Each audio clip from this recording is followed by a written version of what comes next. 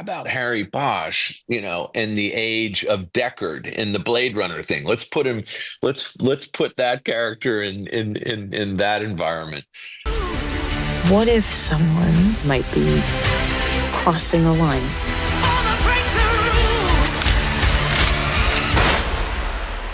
Would I have to rat them out? You have to decide how much of the gray you're willing to live in.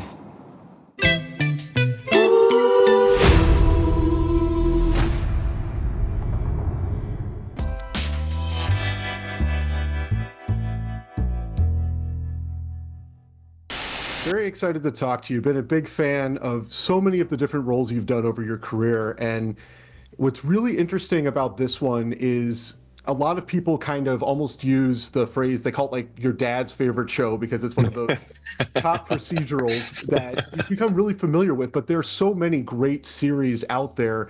What do you think really differentiates this one from all of those formulaic procedurals that we've seen over the years?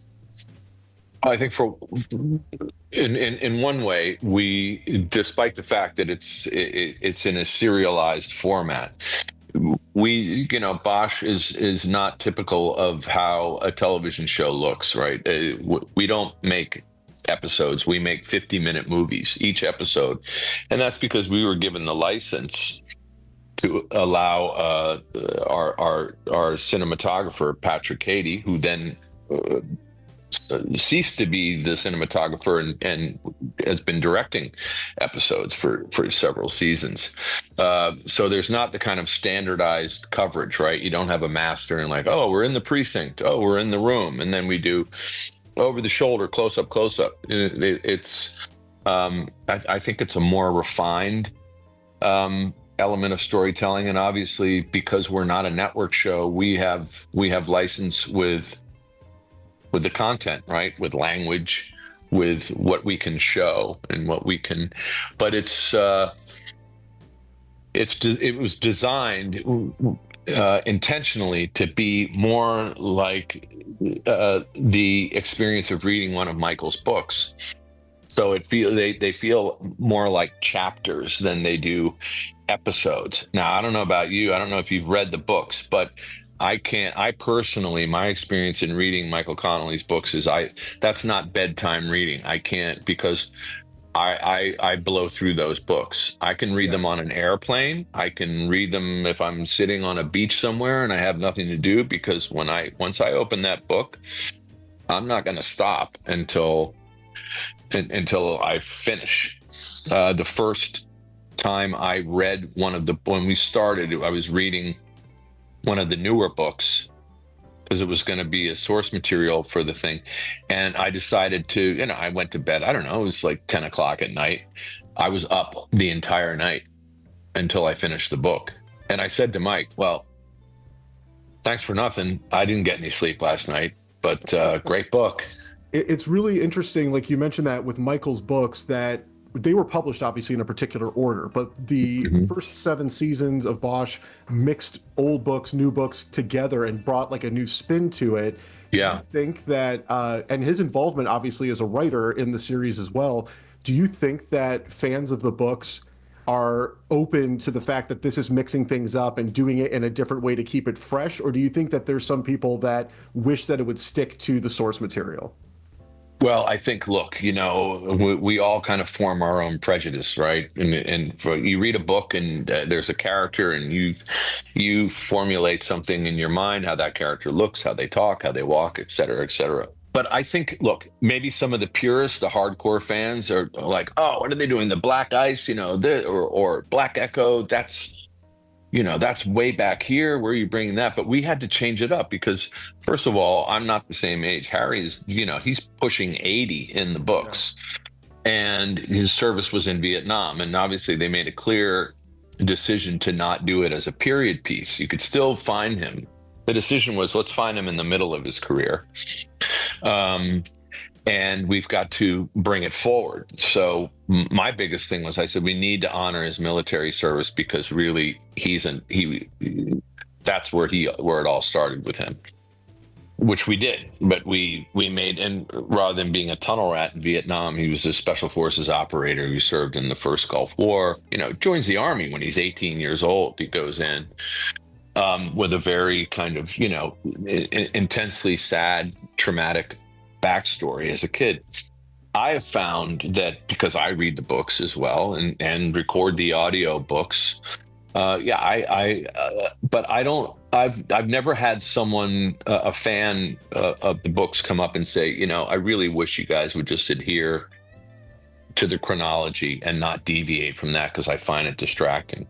I think it works. I think it works okay. And Desert Star, that when we did it, that book had just come out previously, and that's one of my favorite books because I find that the books, as Harry ages, with age comes vulnerability. And when you have a guy like Harry Bosch, the more vulnerable he is, the more dangerous he is.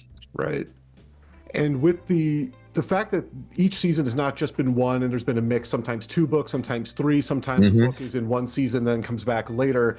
At some point, forever how long this series goes, there may come a time where you've caught up with all of the books that are out there. Has there been a conversation with Michael about ideas he's had for books that maybe haven't been published yet that are going to be incorporated into the show? Or are you sticking with books that have already been put out there? Well, the thing was to stick with the books that were out there, but you also have to know that there were a lot of subplots and other things that did not come from books. They were created from the ground up. Ideas that Michael had and conversations that Michael and Eric Overmyer and Thomas Bernardo and Peter Jan Brugge, the producers Peter Jan Brugge and Henrik Bassen, stuff that was created from the ground up that was new. Our joke always was, well, look, even if we ran out of books, we wouldn't we'd never run out of material. Because you do something for 10 years, you do something for, if you're any good, and which these guys are top shelf, you are able to extrapolate, start to create ideas from the source material that don't exist, and I think they did it extremely well. And they have. It's really awesome that Legacy, when first season of Legacy, set all these records and so many people were watching it. It must feel really fantastic that there's such a strong audience for this character and for this show. And you mentioned obviously changing the age of the character to fit you being on it. This is the longest running character that you've played in a series or film or anything. Would you be open to playing Harry into your 80s, or do you think that there's a shelf life or how long you think you can play this character before maybe transitioning it to the next generation kind of thing? I don't think that the character is where he is in the chronology of the books, but he's still doing the work. Right. He's physically different, but he continues. There's a constant about Harry, his moral compass and all of those things. There's a consistency in that character. His evolution comes through circumstance, and not so much the way that other people evolve. Michael Connelly, on the first day of shooting the pilot, said to me, "How long do you see yourself playing this character?" And I said, "I'll play him as long as they'll have me." And there have been jokes about, well, Harry gets to a certain age, right? And he needs help. So Maddie puts him in assisted living. And then, so what's Harry doing in there? Well, you know what?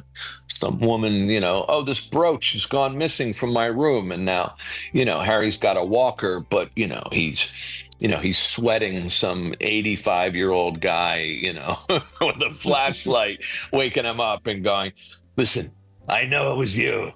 My favorite one that I always used to say was, well, okay, so we've done Bosch and the Bosch Legacy. I think let's really, up the ante and do Bosch in space.